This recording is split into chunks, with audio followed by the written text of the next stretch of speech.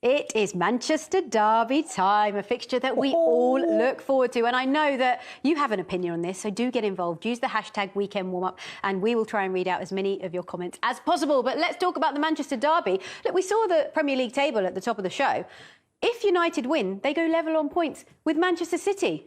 So what does that tell us about both of these teams' seasons? I guess starting with United. Yeah, I mean, exactly. I think even the ardent Man United fan would say they're not in Man City's class just yet, but the league table does, go against that because, like you said, seems it can go joint points with them. So it's a great incentive for Man U to beat them. Not that you need it when it's a Manchester derby, but the performance for Man City against Crystal Palace last week was a shocker. It was one of their worst I've seen for quite a while, which is unlike them. Maybe they had one eye on the Champions League and then this game coming up at the weekend.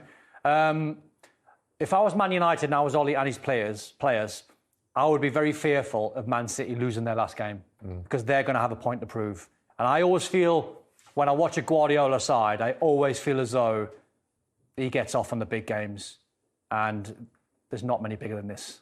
Leroy, the other thing to add to that is that they won't want to, this early in the campaign, relatively speaking, lose touch with the two teams above them. So that puts an added pressure onto the result for Manchester City. It certainly does. Obviously Liverpool and Chelsea, just a couple of points Liverpool, 5 points Chelsea. But a lot of people say the table doesn't lie, but on this occasion it's lying. By the way. It is lying. You're all lying because there's a gulf between Man City and Man United at the moment. Yeah, in any one-off game, anything could happen tomorrow, but there's a massive gulf between the two sides. I think everybody recognises that. From Man United's perspective, this is a massive game because they can afford just to draw it. And people will come out saying, that's a great result. Well done. Brilliant. They cannot afford to lose this. And then the manner of the defeat is going to be important as well, if they do lose a game. Right. Is the golf in squads or the standard of manager? The golf, look, I don't know what happens behind the scenes. And sometimes it's unfair. We just go by what we see done. We think that tactically, Ollie doesn't quite get it as right as he should do.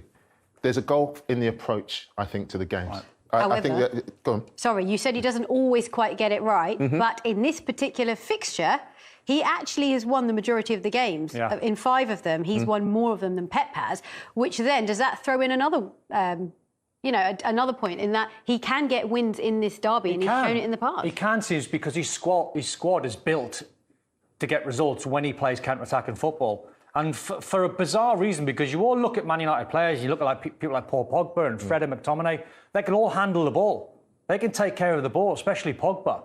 But their best performances have been when they've been playing the likes of Tottenham and playing the likes of Man City. When they play counter-attacking football, they sit in their shape, defensively they're solid, and then what it does, it scares the opposition.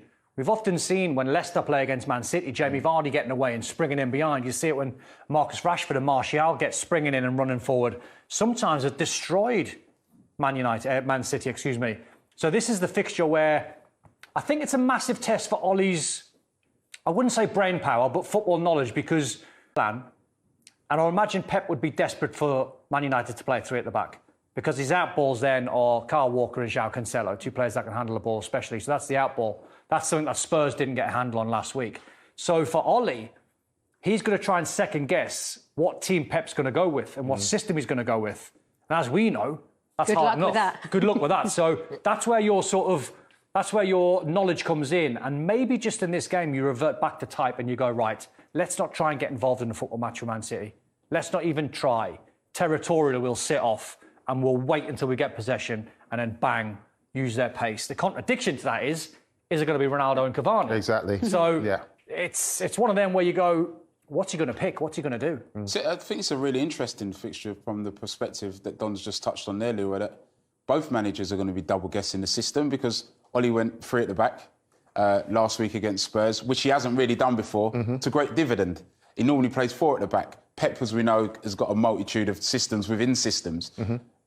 How do you think they're going to set up? Well, I think Man United have got to play with 3 or 5 at the back, however you want to say, because they got a result playing that way. They started like that in midweek in Europe. I know that there's obviously injuries and they had to change, but you just feel that United has to just build on that performance against Tottenham in the Premier League. From Pep's point of view, we know how Man City are going to play. He's not guessing how Man United are going to play. He doesn't care.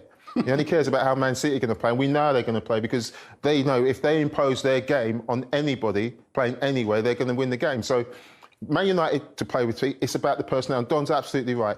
Because the reason why United do so well is because the likes of looking back on the games which they've won, and Rashford and Martial's played well against, because they are lightning quick. Yeah. Cavani and Ronaldo, they're not slow, but I don't think they want to play on the counter-attack. And how much possession will they get in that final third? Because we know when they get good possession in the opposition's final third, they can tear teams apart. But how often will they get into that position with Man City? And it's not like Ollie can try and look forward to the game and think, well, I'll put Martial if he's fit on the bench. I'll put Rashford if he's fit on the bench, and we'll try and do something and use their pace. They could be 4 down by then. Well, so it's tricky. Could Ronaldo be the difference in this fixture? Because he has been. Yes. I mean, hasn't he just shown that? Even against Atlanta. Seems I've heard so many people, ex-pros, pundits, saying Ronaldo's the problem. And it staggers me when I hear that. Because how can this man be the problem? Because without Ronaldo, Man United would be way off the top 4. They'd be sitting bottom of the group in the Champions League. They'd be at the Champions League competition probably.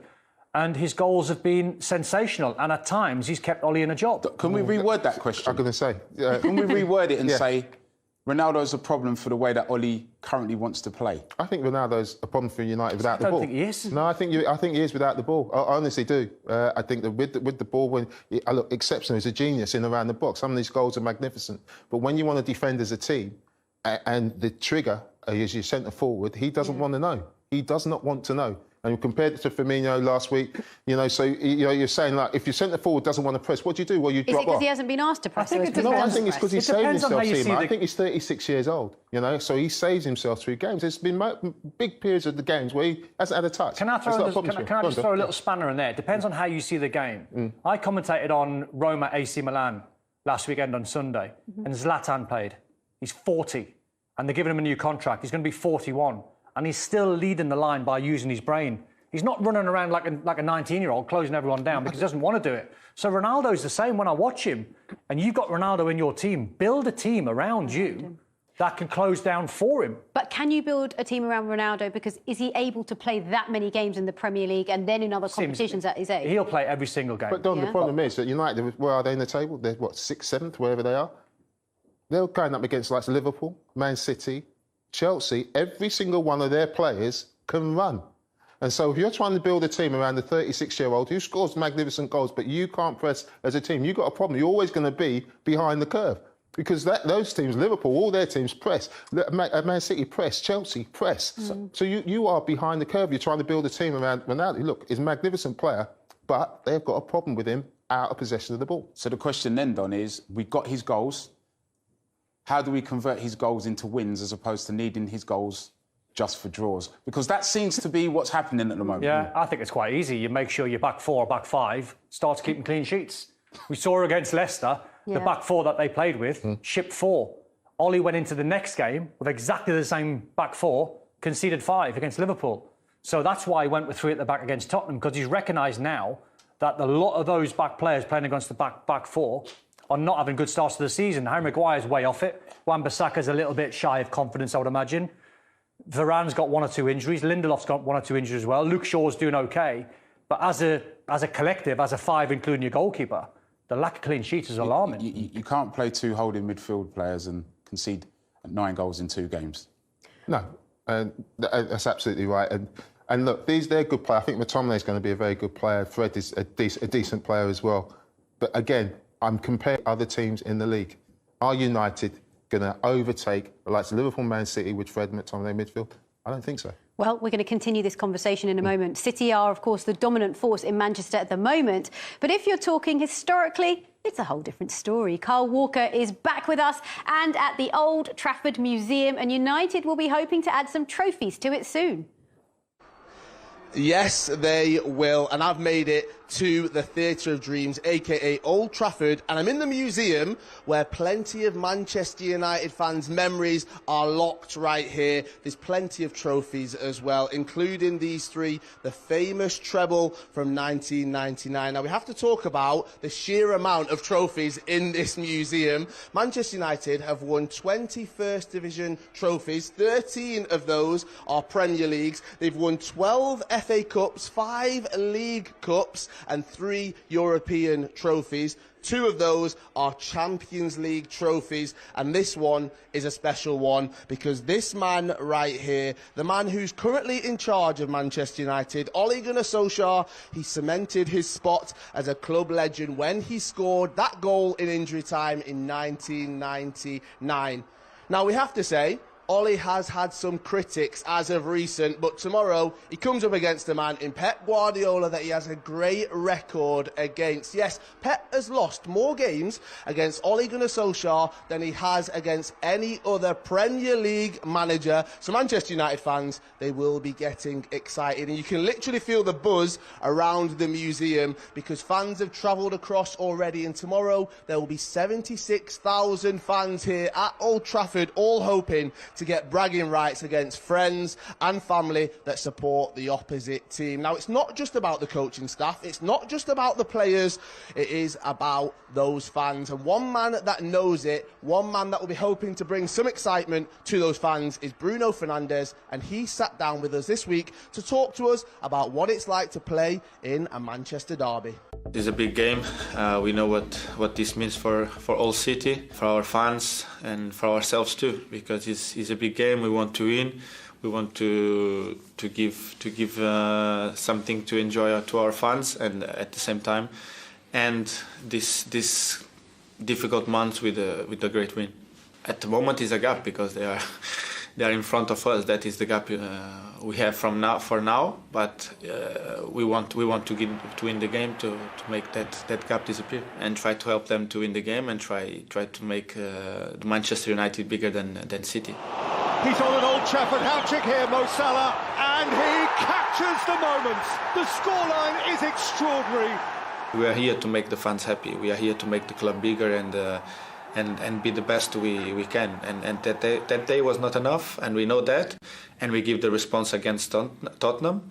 Unluckily for us, after Tottenham, we don't win against Atalanta, but we have a chance now to give a response again. Bruno Fernandes looking for Ronaldo! To go.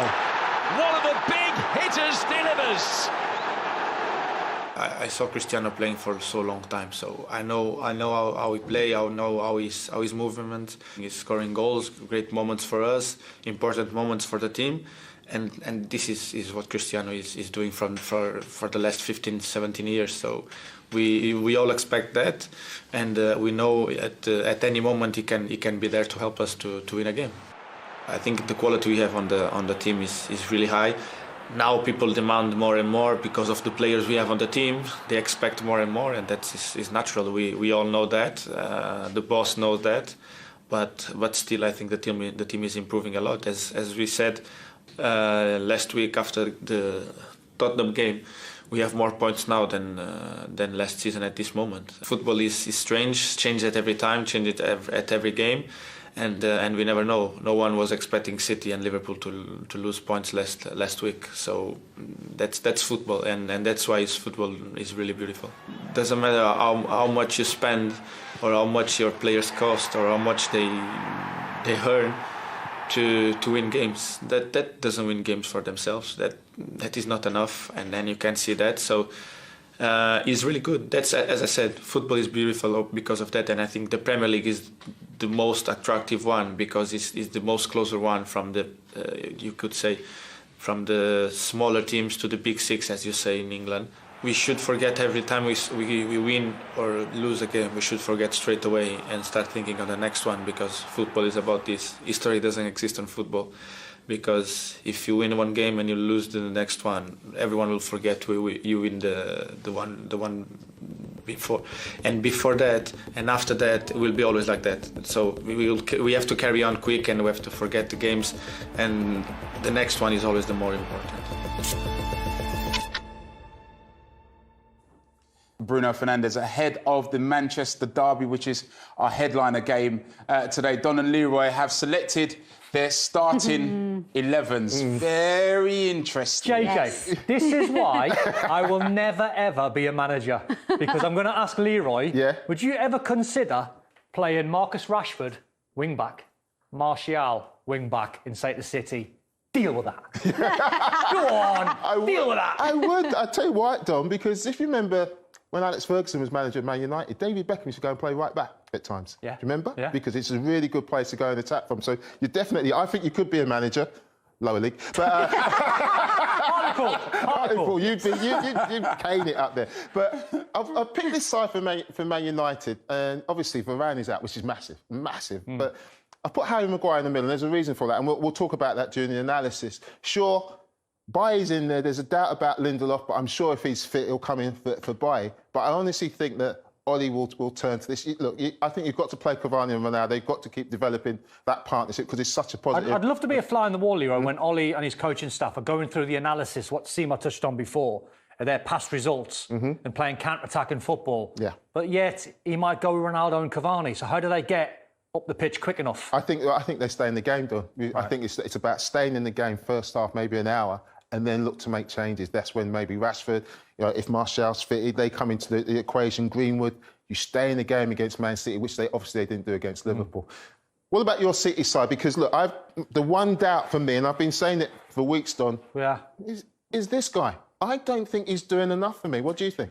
I agree. I think when you look at Man City, who are a pass inside, they've now got a ball dribbler. They've got someone who dribbles with the ball at his feet. So it goes a little bit against the grain. I mean, where I think he's had a little bit of result, no disrespect to Laporte, who got sent off last week. Yeah. They've now got their best partnership, in my opinion, of John Stones and Diaz. So those two will play. I had Bernardo Silva in there, and it was a little bit tricky because normally you'd put Kevin De Bruyne in your midfield in a game like this, but he only played a little while against Crystal Palace last week. I think he came off the bench, and then same in midweek, he got minutes. He started against Palace and got taken off, and then played 15 minutes midweek in the Champions League. So I think that's where and what Pep's going to do. But maybe, as I said, De Bruyne for Bernardo Silva. And Sterling to start as well? Yeah, I mean, listen, you're trying to second guess. I mean, it could be Riyad Mahrez. I mean, if you swap Riyad Mahrez for Raheem Sterling, you think that's decent. Yeah. I would imagine Phil Foden, he's been playing as a false nine of late, so I would imagine Pep will carry on with that. So I think if that's the two teams, it'll be all about Man City's midfield and how dominant they are on the ball, trying to get in behind Man United's midfield. Couldn't you swap Mahrez for Grealish, dribbler for dribbler? However, one seems to have a lot more end product than the other, Leroy. Yeah, at the moment, look, he's sticking with him because he's paid a lot of money for him and they need time to settle, and I totally understand that. But I would still play him, but I think you need to demand from him, like, this is the time, it's the 10 games into the season, we need to start seeing a bit more. Right, if you're a Manchester United fan, you might want to look away because I've got some stats for you, and they're not very good. Oh, see, that's right. Let me just talk us through this, Leroy, because if you're Man United and you're ranked 20th for tackles, 15th for distance run, and 15th for presses, what does that tell you about this Massive side? Massive concern, because, the top team should be right at the top of that. Tackles 20th, last. That suggests they're not getting close to people. And United have always been an aggressive thing. It's a fitness thing. Distance run suggests a fitness thing. Presses, Don, I'm talking about, where do you start the press? Is it desire as well? Look, I never want to question the player's desire because I think that's a hard thing to measure. People always say, he's got no passion. And that's a really difficult thing to say. You could say it's fitness. You could say it's organisation, because where do you start the press? What you need to do, as Don would know, it's not the guy who's running to go and close you down, Seema. Don will run and close you, and then JJ will come and tackle you and take the ball off you. So it's about the knock-on effect, isn't it? The knock-on effect. If you're slightly out of your shape, those numbers could be slightly down because it's a knock-on effect, as we saw when we've done the analysis on the Liverpool game last week. Out of those three stats, though, Leroy, I totally agree with the top two. If the team isn't set up and designed to press, then being 15th might be neither here nor there, no? Well, being 15th and losing points in the way that they did to Liverpool is a big concern, because you put these all together by using your eyes as well. And they all collate and they all suggest that United need to do better at that. If they're to move forward as a team, and it's not about personnel, because every time Man United don't, I hear fans say, no, we need to sign in. Well, they've got a magnificent squad. They need to do some work on the training ground to it's one of them. I think that right. One there out of those three stats can be misleading. If you're winning 3-0 against Tottenham and you're cruising, you're not exactly going to be pressing and running around and closing down. So I think you've got to judge each sort of game on what your eyes see, but those two for sure would be a worry. Just got to say, and I know it's a little bit of a sidebar, and he won't get one, But those 2 passes from Kyle Walker should actually get assists. Exactly. The pass before the pass, JJ, as we all know. Talking about I want a T-shirt, mate. The pass before the pass. the pass before the pass, yeah. I want a T-shirt. Yeah, absolutely. They'll sell. Next manager of Hartlepool, that'll sell as well. I'll tell you what is selling is Ronaldo and Cavani up front. I think we had to show, their partnership and what it did to the team. I'm going to pause it there. And the effect that having 2 people in the box does for a centre forward. Because if you play this through slowly... But Leroy, look how many Tottenham players are trying to mark Cavani and Ronaldo. That's what they do, because they play tight and they play close together. You can throw a blanket on that 1, 2, 3, 4, 5, 6 Tottenham players, all scared stiff, because if it lands to Ronaldo, goal. Absolutely. And Don, the reason I'm playing this slowly is because Ronaldo's just had a shot, Cavani's won the second ball, and there's a rule, again, in football that sometimes you don't score off the first attack. It's maybe the second attack, the third attack, and I'll play this through at the right. But this was, I think, the third attack, and it was absolutely outstanding. Everybody's spoken about it. It is genius. The only person on the pitch, I think, who could pull this off, and I include Cavani in that as well, is Ronaldo. I just thought this was wonderful. It's just such a great ball, isn't it? That's Ronaldo's run these days. Very rarely does he go across the near post. He's always pulling away on the angle. And then what you can never take away from someone like Ronaldo is his technique. No. You know when that lands on the laces, he's going to hit the target and score. Yeah, absolutely. Now, we picked this one because I think Ronaldo and Cavani are going to be operating against Man City. But they need to produce this sort of play. They need to stay... Cavani does work hard and he fills holes. He becomes a midfield player out of possession. He does. I'd done that role at Everton when I played as a false number 9. And you stop Man United's deep line midfield player getting on the ball. Absolutely. Drop into your shape. And the reason I said that, because they won the ball high at the pitch. We saw Crystal Palace get a result. Conor Gallagher nicks the ball, and that's what United have to do. They need to nick the ball. Look, they're only attacking with 2 or 3. The rest of the team are in good shape. But if they get in this sort of situation, you know that Ronaldo can deliver, and you know that Cavani can finish. I mean, this is wonderful. Absolutely wonderful. But they need to get in that situation as often as possible. All right.